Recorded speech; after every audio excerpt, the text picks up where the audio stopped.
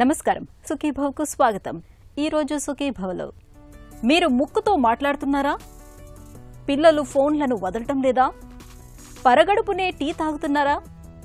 ఎముకలో cancer నయమవుతుందా? ఇంకా health tip.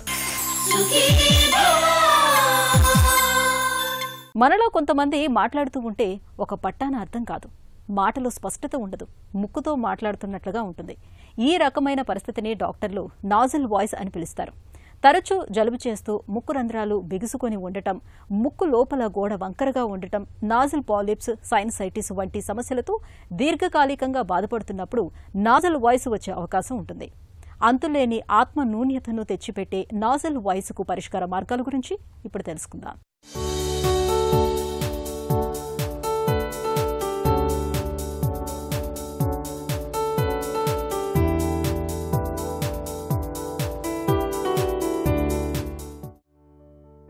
కొంతమంది మాట్లాడితే ముక్కుతో మాట్లాడుతున్నట్టుగా ఉంటుంది. దీంతో మాటలో స్పష్టత, స్వచ్ఛత ఉండదు. ఫలితంగా మాట్లాడేవారికి, వినేవారికి ఇద్దరికీ ఇబ్బందే. ఈ సమస్యను డాక్టర్లు వైద్య పరిభాషలో నాజల్ వాయిస్ అంటారు. దీనికి ప్రధాన కారణం దీర్ఘకాలికంగా వేధించే జలుబు. అలాగే ముక్కులు ఎప్పుడూ బ్లాక్ అయి ఉండటం, ముక్కు దూలం వంకరగా ఉండటం, ముక్కులో కండ పెరగటం, దీర్ఘకాలికంగా సైనసైటిస్ వేధిస్తుండటం, అడినాయిడ్స్ లాంటి సమస్యలు ఉండటం, ముక్కుకు ఏదైనా ప్రమాదం సంభవించటం లాంటి కారణాలు కూడా మాట తీరును ముక్కుతో మాట్లాడుతున్నట్టుగా మార్చేస్తాయి. నేసల్ వాయిస్ అంటే ముక్కుతో మాట్లాడటం అంటే ఆ ముక్కులో గాలి ఫ్లో సరిగా లేకపోవటం. అది ఎక్కువైనా కావచ్చు, తక్కువైనా కావచ్చు. దానివలన మనకి ఆ ముక్కు చుట్టు భాగంలో ఉన్న మజిల్స్, టిష్యూస్, రెజోనెన్స్లో ఆల్టర్నేషన్ వచ్చేసి మనకి క్వాలిటీ ఆఫ్ వాయిస్ మారిద్ది అన్నమాట. ఒకప్పుడు ఏంటంటే మేము చాలామందిని హైపర్ ఈ రెండిట్లో చూసుకుంటే హైపర్ నేసల్ వాయిస్ని ఎక్కువ చూసేవాళ్ళం. అంటే ముక్కుతోటి ఫ్లో ఎక్కువ వెళ్తూ ఉండేది. అంటే క్లెఫ్ట్ లిప్పు, క్లెఫ్ట్ ప్యాలెట్ చిల్డ్రన్లో అప్పట్లో ఆ క్లెఫ్ట్ ప్యాలెట్ అనేది సరి క్లోజ్ కాకపోవటం వలన ఎయిర్ ఫ్లో ఎక్కువ ఉండి నోట్లో నుంచి ముక్కులోకి మాట్లాడేటప్పుడు కొన్ని సిలబస్, కొన్ని క్యారెక్టర్స్, కొన్ని వర్డ్స్ లాంటివి మనం మాట్లాడలేకపోతాం అన్నమాట. ఎస్పెషలీ పీ, టీ అలాంటి ఆ వైబ్రేషన్లో వాళ్ళకి అవి అర్థం కావు ఎదుటి వాళ్ళకి. కానీ ఇవాళ పిల్లల్లో ఎస్పెషలీ ఈ అడెనాయిడ్ హైపర్ట్రోఫీ ఎక్కువ ఉండటం వలన ఎలర్జీ అనుకోవచ్చు, ఇన్ఫెక్షన్స్ అనుకోవచ్చు, వీటి వల్ల ముక్కు మూసిపోతుంది. పిల్లలకు వచ్చేసి అడెనాయిడ్ హైపర్ట్రోఫీ, పెద్దలకు వచ్చేసి టర్బినేట్ హైపర్ట్రోఫీ. ఇవి రెండు కామన్ అవ్వటం వలన వీళ్ళల్లో హైపోనేసల్ వాయిస్ ఎక్కువైపోయి చాలామంది కూడా ఈ ముక్కు మాట్లాడటం అంటే నేసల్ వాయిస్ తోటి సఫర్ అవుతున్నారన్నమాట. కారణాలు చూసుకున్నట్లయితే సాధారణంగా హైపోనేసల్ వాయిస్కి adenoid hypertrophy, turbinate hypertrophy, deviated nasal septum with turbinate hypertrophy, లేదా ముక్కు వేరే కారణాల నుంచి రేర్గా పాలిప్స్ నుంచి కానీ ట్యూమర్స్ కానీ మూసుకుపోయినట్లయితే మనకు అది అవుతుందన్నమాట. ఒక్కొక్కసారి రేరుగా మనకి టిష్యూస్ పెరగటం వల్ల కూడా నేసోఫెరింజియల్ ఎయిర్వేలో మనకి ఈ హైపోనేసల్ వాయిస్ వస్తుంది అన్నమాట. పిల్లల్లో ఎవరికైతే క్లెఫ్ట్ లిప్, క్లెఫ్ట్ ప్యాలెట్ ఉంటుందో వాళ్ళలో మనం సర్జరీ చేసిన తర్వాత ప్యాలెట్ క్లోజర్ సరిగా లేకపోవటం వలన వాళ్ళల్లో హైపర్నేసల్ వాయిస్ వస్తుంది. అలాగే ఇవాళ నోట్లో ప్యాలెట్కి సంబంధించి సర్జికల్ ఇండికేషన్స్ పెరిగినాయండి. ఒకటేంటంటే ఇందుట్లో ఇంపార్టెంట్ స్నోరింగ్ ప్రాబ్లం. ఈ గురకున్న వాళ్ళకి కూడా ఎక్కువ మందిలో సాఫ్ట్ ప్యాలెట్ ఓవర్ మూవ్మెంట్ ఉండటం వలన వస్తుందని ఆ సాఫ్ట్ ప్యాలెట్ సైజుని తగ్గియటం, రిజిడిటీ పెంచడం జరుగుతుంది అన్నమాట. అప్పుడు కూడా మనకు హైపర్నేసల్ వాయిస్ వచ్చే అవకాశం ఉంటుంది. అలానే ఒక్కోసారి ఏదైనా ట్యూమర్స్ ఉన్నా, లాస్ట్ టైం చూసినట్లయితే 2 years బ్యాక్ కరోనా టైంలో బ్లాక్ ఫంగస్ చాలామందికి వచ్చింది. ఆ టైంలో చాలామందిలో ప్యాలెట్ కూడా తీయాల్సి వచ్చింది. అంటే ఆ టిష్యూస్ తీయటం వలన ఎయిర్ ఫ్లో ఎక్కువ ఉండి అప్పుడు కూడా మనకి హైపోనేసల్ వాయిస్ వస్తుంది అన్నమాట. నాజల్ వాయిస్కు కారణమేంటో కనుక్కుంటే దానికి పరిష్కారం సులభంగానే లభిస్తుంది. సాధారణంగా డాక్టర్లు ముందుగా ముక్కును నేరుగా పరిశీలిస్తారు. దీంతో ముక్కు దూలం వంకరగా ఉందా, ముక్కులో ఏమైనా కండ పెరిగిందా, సైనసైటిస్ ఏమైనా ఉందా అనే విషయాలు తెలిసిపోతాయి. ఇంకా గొంతు, చెవి భాగాలను కూడా పరిశీలిస్తారు. అలాగే కొన్ని రకాల రక్త పరీక్షలు, ఈఎస్ఆర్ పరీక్షలు కూడా చేస్తారు. అవసరమైతే ముక్కులో కణితులు, సైనసైటిస్ లాంటి సమస్యలు ఏమైనా ఉన్నాయేమోనని తెలుసుకోవటానికి సిటీ స్కాన్, ఎంఆర్ఐ స్కాన్ లాంటి పరీక్షలు కూడా చేస్తారు. నేసల్ వాయిస్ని మనం సర్జరీ ద్వారానే కరెక్ట్ చేయగలుగుతామండి. అతి తక్కువ మందిలో, ఎస్పెషల్లీ ఎలర్జీ ఉన్న వాళ్ళలోనే ముక్కు కండ పెరిగి ముక్కులో టర్బినేట్ హైపర్ట్రోఫీ, ముక్కు మూసిపోతున్నట్లయితే వాళ్ళకి మందులు ఇస్తే తగ్గిపోతుంది. కానీ బట్ ఎక్కువ మందికి దీనికి సర్జరీ చేయాల్సి వస్తుంది. సపోజ్ హైపోనేసల్ వాయిస్ అనుకోండి, ఎడినాయిడ్ హైపర్ట్రోఫీ ఉండొచ్చు, ముక్కులో కండ పెరగచ్చు, బోన్ వంకర ఉండొచ్చు. ఆ టిష్యూ సైజుని తగ్గించి లూమిన్ ఇంప్రూవ్ చేసి మనం గనక ముక్కులో నార్మల్ ఎయిర్ ఫ్లో గనక తీసుకురాగలిగినట్లయితే వాళ్ళకి హైపోనేసల్ వాయిస్ పోయి నార్మల్ వాయిస్ వస్తుంది అనమాట. అలాగే హైపర్ నేసల్ వాయిస్ ఉన్న వాళ్ళలో పాల్టోఫెరింగోప్లాస్టీ అంటాం. అంటే మన గొంతులోనే సర్జరీ చేసి అక్కడ నుంచి టిష్యూ చేసి రీప్లేస్ చేసి ఆ ముక్కులో ఆ నాసోఫెరింజియల్ ఎయిర్వే అంటాం. అంటే కొండ నేలకి వెనకున్న ఫెరింజిల్ వాళ్ళకి కనుక మనం ఆ ఎయిర్ లూమిన్ తగ్గించి నార్మల్ ఫ్లో కనుక చేయగలిగినట్లయితే ఈ హైపర్ నేసల్ వాయిస్ నుంచి కూడా నార్మల్ వాయిస్కి తీసుకురావచ్చు. సో సాధారణంగా మనం అనటామికల్ ఆల్టరేషన్ చేసి నార్మల్ ఎయిర్ ఫ్లోని ఇంక్రీజ్ చేసి నార్మల్ ఎయిర్ ఫ్లో వచ్చేటట్టు చేసి వాళ్ళకి నార్మల్ వాయిస్ని తీసుకొస్తామన్నమాట. దాని తర్వాత కొద్దిగా ఆల్టరేషన్ ఉన్నట్లయితే వాళ్ళకి మనం స్పీచ్ థెరపీ ద్వారా, అంటే స్పీచ్ పెథాలజిస్ట్ చూపించి స్పీచ్ థెరపీ ద్వారా ఆ ప్యాలటల్ మూమెంట్ని కనుక మనం ఇంప్రూవ్ చేసినట్లయితే సర్జరీ స్పీచ్ థెరపీ కాంబినేషన్లో వాళ్ళకి నార్మల్ స్పీచ్ వస్తుంది అన్నమాట. మెయిన్గా ఇక్కడ ఏంటంటే మనం ప్రివెంటివ్గా చేసుకోగలిగింది ఎర్లీగానే నేసల్ స్పీచ్ ఉన్నప్పుడు ఆ స్పీచ్ కారణం ఏంటో తెలుసుకొని మనం ట్రీట్మెంట్ ఇచ్చినట్లయితే ఫర్దర్ అది ఇంకా లైఫ్లో లేకుండా ఉంటుంది. అలా కాకుండా మనం ఒక 4-5 సంవత్సరాలు దాన్ని నెగ్లెక్ట్ చేసినట్లయితే ఒక్కోసారి మనకు సైకలాజికల్గా కూడా అదే స్పీచ్ నార్మల్ అని బ్రెయిన్ యాక్సెప్ట్ చేసి ఫ్యూచర్లో కూడా మనం ఈవెన్ సర్జరీ చేసి ప్రాబ్లంను కరెక్ట్ చేసినా కూడా అదే వాయిస్ హైపర్నేసల్ కానీ హైపోనేసల్ కానీ ఉండే అవకాశం ఉంటుంది. సో ఎప్పుడైనా కూడా మనకి నేసల్ ప్రాబ్లమ్స్ ఉండి నేసల్ వాయిస్ వస్తున్నట్లయితే దాన్ని ఇమీడియట్గా డాక్టర్ గారికి చూపించి దాన్ని కరెక్ట్ చేయించుకోవటం మంచిది. ముక్కుతో మాట్లాడడం వెనుక, అంటే నాజల్ వాయిస్ వెనుక ఖచ్చితంగా ఏదో ఒక కారణం ఉండే ఉంటుంది. అది వదలని జలుబు కావచ్చు, ముక్కులో కండ పెరగటం కావచ్చు, సైనసైటిస్ కావచ్చు, ముక్కు దూలం వంకర కావచ్చు. కారణాన్ని కనుక్కుంటే దానిని సరిచేసి నాజల్ వాయిస్ను కూడా తొలగించుకోవచ్చు. నేడు బాల్యం సెల్ ఫోన్లలో బందీగా మారిపోయింది. స్కూల్లో గడిపే సమయాన్ని మినహాయిస్తే ఎక్కువ భాగం ఇవాళ పిల్లలు ఫోన్లతోనే కాలక్షేపం చేస్తున్నారు. గంటల తరబడి వీడియోలు చూస్తూ గేములాడుతూ కాలం గడిపేస్తున్నారు. పిల్లల్ని సముదాయించే ఓపిక లేక వారితో గడిపేందుకు సమయం చిక్కక కొంతమంది తల్లిదండ్రులు చేజేతులా పిల్లల చేతుల్లో ఫోన్లను పెట్టేసి ఇతరతర వ్యాపకాల్లో మునిగిపోతున్నారు.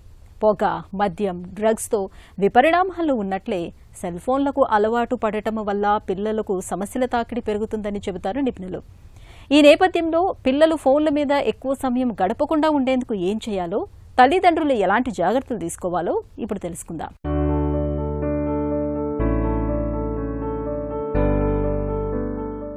ఇవాళ సెల్ ఫోన్ అనేది నిత్యావసరమే కాదు, చేతికి ఒక ఆభరణంలా మారిపోయింది.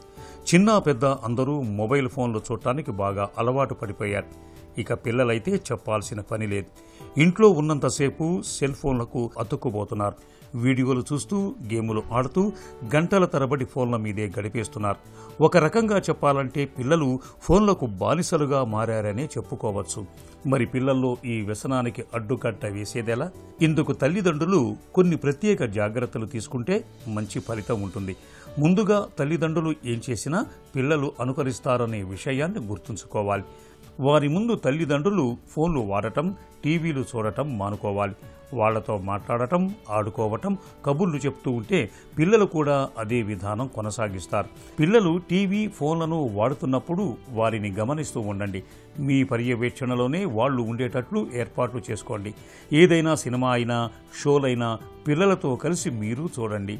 కేవలం వినోదం కోసం కార్టూన్ బొమ్మలు కాకుండా అందుబాటులో ఉన్న టెక్నాలజీని ఉపయోగించుకొని విజ్ఞానం అందించే విషయాలను పిల్లలకు తెలియజేయండి. నేటి తరం పిల్లలకు టెక్నాలజీ తల్లిదండ్రుల కంటే ఎక్కువగానే తెలుసు అని చెప్పాలి.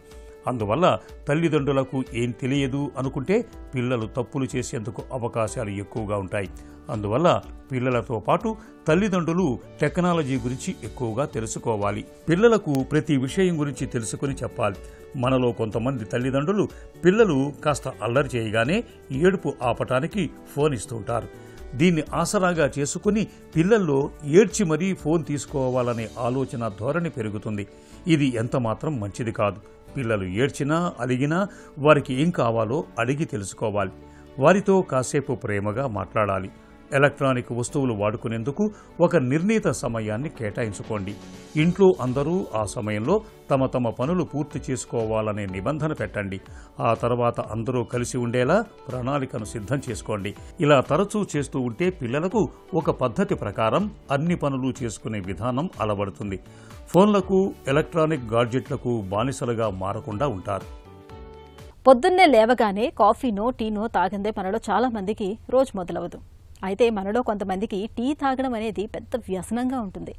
తెల్లారి లేవగానే టీ పెట్టుకుని తాగుతూ ఉంటారు. నిజానికి ఇలా పరగడుపున టీ తాగటం అనేది మన ఆరోగ్యానికి ఏమంత మంచిది కాదని, పొట్టలో సమస్యలను తెచ్చిపెడుతుందని చెబుతారు నిపుణులు. పరగడుపున టీ తాగే అలవాటు ఎందుకు మంచిది కాదు ఇప్పుడు తెలుసుకుందాం.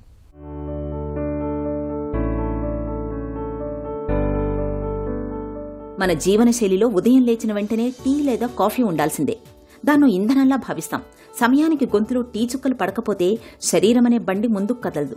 ముఖ్యంగా టీ తాగే అలవాటు మహిళల్లో ఎక్కువగా కనిపిస్తుంటుంది. అయితే పొద్దున్న లేవగానే పరగడుపున టీ తాగే అలవాటు అంత మంచిది కాదని, ఈ అలవాటు ఆరోగ్యానికి చేటు చేస్తుందని చెబుతారు నిపుణులు. పొద్దున్న నిద్ర లేచినప్పుడు శరీరంలోని ఆల్కలైన్ యాసిడ్ల మోతాదులు మన శరీరంలో కాస్త అసమతుల్యంగా ఉంటాయి.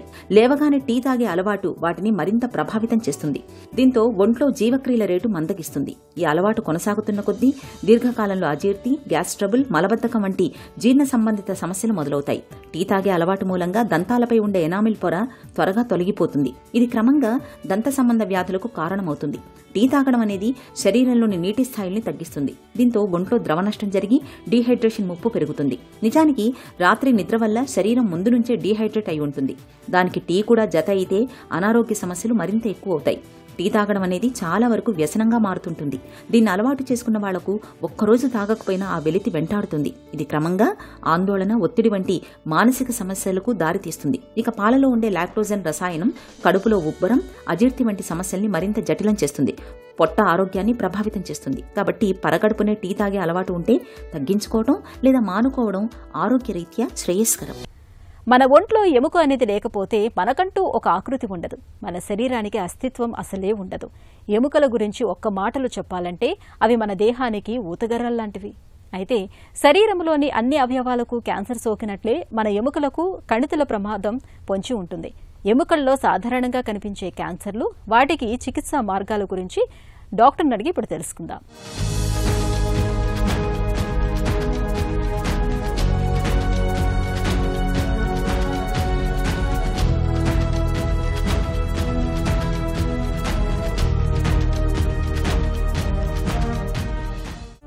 ఎముకలో క్యాన్సర్ ఎలా వస్తుంది?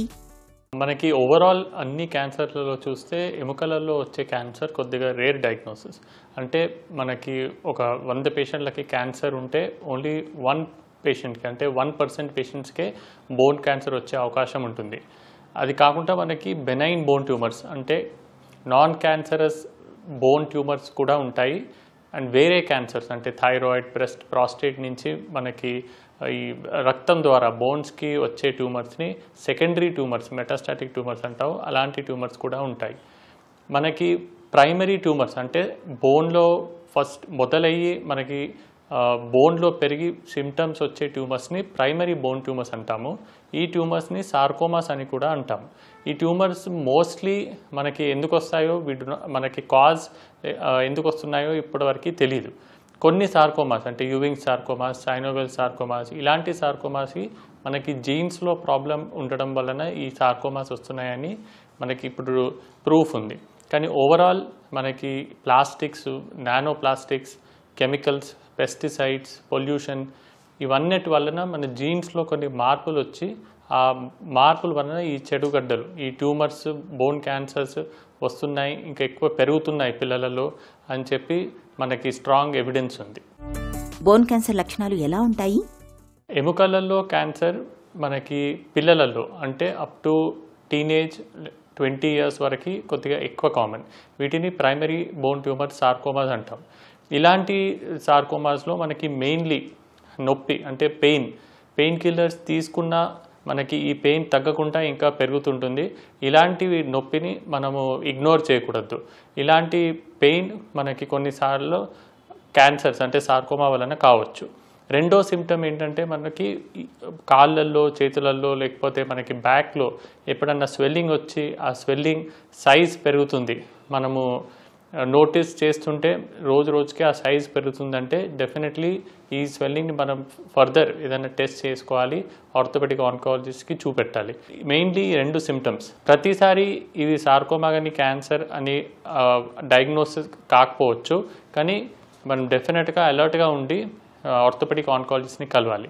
ఇది కాకుండా చిన్నపిల్లలలో మనకి నడక అంటే మనం నడుస్తున్నప్పుడు కొద్దిగా చేంజెస్ ఉంటాయి, దీన్ని లింప్ అంటారు. నడుస్తున్నప్పుడు మనకి పిల్లలు నార్మల్గా నడకపోవడము, ఈ ఒక్క సిమ్టమ్ కూడా కాళ్ళల్లో ట్యూమర్ ఉన్నప్పుడు రావచ్చు. అదే కాకుండా ఆస్టియోడాస్టోమా అనే ఒక ట్యూమర్ మనకి యంగ్ పీపుల్లో చాలా కామన్. ఈ ట్యూమర్లో రాత్రి పడుకున్నప్పుడు చాలా నొప్పి వస్తుంది. టీనేజర్ లేచి మనకి పెయిన్ కిల్లర్ ట్యాబ్లెట్ తీసుకున్నాకనే నొప్పి తగ్గుతుంది. డే టైంలో కంఫర్టబుల్గా ఉంటారు. ఇలాంటి ఆస్టియోడాస్టోమా అనే ట్యూమర్ క్లాసికలీ మనకి రాత్రి నిద్రలో డిస్టర్బ్ అయ్యి లేచి పెయిన్ కిల్లర్ తీసుకున్నాకనే నొప్పి తగ్గుతుంది. ఎముకలో క్యాన్సర్ ప్రాణాంతకమా? ఎముకల్లో ఉండే క్యాన్సర్ కూడా వేరే ఏ క్యాన్సర్ లాగానే మనము టైం ఇస్తే పెరిగి మనల్ని ఎముకని ఫ్రాక్చర్ చేసి విపరీతంగా నొప్పి వచ్చి ఫ్రాక్చర్ చేశాక అప్పుడు మనకి తెలిసి మన డాక్టర్ అప్పుడు ట్రీట్మెంట్ స్టార్ట్ చేసే అవకాశాలు ఉన్నాయి. మనము ఇంకా టైం ఇస్తే ఈ ఎముకలలో ఉన్న క్యాన్సర్ రక్తం ద్వారా లంగ్స్కి, వేరే ఎముకలకి స్ప్రెడ్ అయ్యి ఫైనల్ స్టేజ్ వరకు చేరి లైఫ్కి ప్రాబ్లం చేయగలుగుతాయి. మోర్ ఇంపార్టెంట్లీ ఏంటంటే మనం తొందరగా గుర్తుపట్టి బిగినింగ్ స్టేజ్లో ఒకటే బోన్లో కానీ లేకపోతే ఒకటే కాల్లో చేతిలో ఉన్నప్పుడు మనం గుర్తుపట్టి అప్పుడు ట్రీట్మెంట్ తీసుకుంటే ఓవరాల్ రిజల్ట్ మనకి చాలా బాగా ఉండి మనకి నాట్ ఓన్లీ లెగ్ మనం సేవ్ చేసే సర్జరీస్ చేయొచ్చు, లెగ్ సేవ్ చేయడమే కాకుండా మనము ఫంక్షనలీ మంచిగా నడిచి నార్మల్గా అన్ని యాక్టివిటీస్ చేసుకునేటట్టు కూడా మనము ట్రీట్మెంట్ చేయొచ్చు. బోన్ క్యాన్సర్కు చికిత్స ఎలా ఉంటుంది? మనకి ఒకసారి బయాప్సీలో మామూలు గడ్డ బెనైన్ ట్యూమర్ అని రిపోర్ట్ వస్తే మనం డైరెక్ట్లీ సర్జరీకి వెళ్ళాలి. మనకి వేరే ఏ ట్రీట్మెంట్ ఉండదు. ఈ సర్జరీలో ట్యూమర్ తీసేసి మనం ఆ వచ్చిన గ్యాప్లో వేరే ప్లేస్ నుంచి ఎముక తీసి పెట్టడం కానీ బోన్ సిమెంట్ లాంటి పదార్థం పెట్టడం కానీ చేసి మనం ఆ లింబ్ సాల్వేజ్ సర్జరీ చేస్తాము. ఇదే సేమ్ బయాప్సీలో మనకు ఒకవేళ క్యాన్సర్ గడ్డ అని సార్కోమా అనే డయాగ్నోసిస్ వస్తే అప్పుడు మన ట్రీట్మెంట్ కొద్దిగా అగ్రెసివ్గా ఎక్స్టెన్సివ్గా ఉంటుంది. అంటే ఫస్ట్ కీమోథెరపీ అని కొన్ని మందులు ఇస్తారు. ఈ కీమోథెరపీ గ్లూకోజ్ లాగా మనకి రక్తంలో ఇస్తారు. ఈ కీమోథెరపీ మందులు మన సార్కోమా సెల్స్ని కిల్ చేసేసి యూరిన్ ద్వారా మన బాడీ నుంచి బయటికి పంపించేస్తాయి. ఈ కీమోథెరపీ ఇచ్చిన తర్వాత మనం మళ్ళీ కొత్త ఎంఆర్ఐ స్కాన్ తీసి అప్పుడు లింబ్ సాల్వేజ్ సర్జరీ అంటే కాలైన చేతైన కాపాడే సర్జరీ చేసి మన డీటెయిల్డ్ ప్లానింగ్తో కాలు సర్జరీ మనము కాపాడి అప్పుడు పేషెంట్ని తర్వాత రీహాబిలిటేట్ చేస్తాం. అంటే ఎక్స్టెన్సివ్ ఫిజియోథెరపీ చేసి మళ్ళీ నార్మల్ ఫంక్షన్లా వచ్చేలాగా చేస్తాం. యూజువలీ మనకి ఈ లింబ్ సాల్వేజ్ సర్జరీ ఇవాళ రేపు రూటీన్ అయిపోయింది.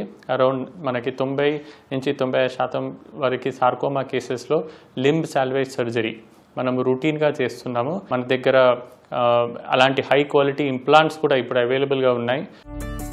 రేడియేషన్, కీమోథెరపీలతో క్యాన్సర్ నయమవుతుందా?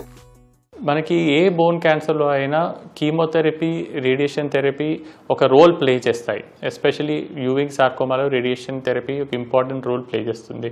మనకి కండరాలలో అంటే మసిల్స్లో వచ్చే సాఫ్ట్ టిష్యూ సార్కోమాలో రేడియేషన్ ఇంపార్టెంట్ రోల్ ప్లే చేస్తుంది.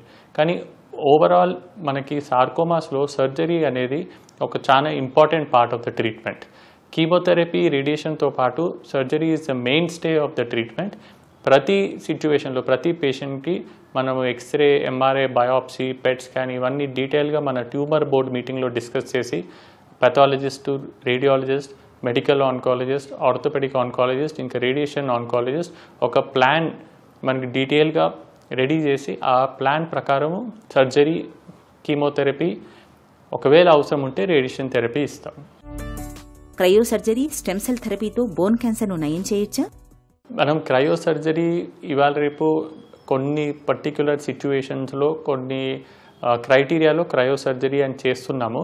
ఈ క్రయో సర్జరీతో పాటు మనకి బోన్ని, మన ట్యూమర్ ఎఫెక్ట్ అయిన బోన్ని మనం ఆపరేషన్ థియేటర్లో తీసేసి ఇమీడియట్గా అదే టైంలో మనం రేడియేషన్ డిపార్ట్మెంట్కి ట్రాన్స్పోర్ట్ చేసి వాళ్ళకి ఇస్తే వాళ్ళు ఒక 25 నిమిషాలు మనకి 50 గ్రే అని స్ట్రాంగ్ రేడియేషన్ ఈ బోన్కి ఇచ్చి మనకి రిటర్న్ పంపిస్తారు. ఆ బోన్ మనకి ఒక 25 మినిట్స్ రిటర్న్ రాగానే ఆ బోన్ని మళ్ళీ క్లీన్ చేసేసి ఆ పేషెంట్ ఓన్ బోన్ మళ్ళీ తన కాల్లో కానీ చేతిలో కానీ ఫిక్స్ చేస్తాము. ఈ ట్రీట్మెంట్ని ఎక్స్ట్రా కార్పోరియల్ రేడియేషన్ అంటాము. ఇలాంటిదే క్రయోథెరపీ అని చెప్పేసి మనం ఆ బోన్ని లిక్విడ్ నైట్రోజన్లో మనం డిప్ చేసి స్టెరైల్ చేసేసి ట్యూమర్ని చంపేలా చేసేసి మళ్ళీ పెడతాము. అయితే ఈ ఎక్స్ట్రా కార్పోరియల్ రేడియేషన్ కానీ లేకపోతే క్రయో సర్జరీ కానీ ఒక form of limb salvage treatment. మనకి కొన్నిసార్లు మనం మెటల్ ఇంప్లాంట్ యూజ్ చేస్తాము, కొన్నిసార్లు రేడియేషన్ మనకి ఆపరేషన్ అప్పుడు యూజ్ చేస్తాము, కొన్నిసార్లు క్రయో యూజ్ చేస్తాము. ఇవన్నీ మనకి different forms of limb salvage treatment. అంటే మనకి కాలు కానీ చేతి కానీ కాపాడే సర్జరీ చేసేటప్పుడు మనకి ట్యూమర్ సైజ్, ట్యూమర్ లొకేషన్ అంటే ఏ బోన్లో ఉంది, ఆ బోన్లో ఎక్కడ ఏ పార్ట్లో ఉంది, ఆ క్రైటీరియా ప్రకారం మనం ఈ డిఫరెంట్ సర్జరీస్లో ఒక సర్జరీ మనం మోస్ట్ సూటబుల్ సర్జరీ చూస్ చేసుకొని అది మనం పేషెంట్కి ఎక్స్ప్లెయిన్ చేసి ఆ సర్జరీ చేస్తాం. తొలి దశలో పసిగట్టి చికిత్స తీసుకుంటే ఎలాంటి క్యాన్సర్ నుంచి అయినా మనం బయటపడవచ్చు. ఎముకల్లో కనిపించే క్యాన్సర్ విషయంలోనూ అంతే. కణితులను ముందుగానే గుర్తించి కీమో, రేడియేషన్ తీసుకుంటే బోన్ క్యాన్సర్ నుంచి సులువుగానే బయటపడవచ్చు. ఇక ఈరోజు కార్యక్రమాన్ని ముగించే ముందు ఒక చిన్న చిట్కా మీకోసం. ఫ్యాటీ లివర్ సమస్యతో బాధపడుతున్నప్పుడు రోజువారీ ఆహారంలో నిమ్మరసం, తేనె, అల్లం, వెల్లుల్లి దినుసులు తప్పనిసరిగా ఉండేలా చూసుకోవాలి. ఈ ఆహారాలకు కాలేయం పైకొవ్వును కరిగించే గుణం ఉంది.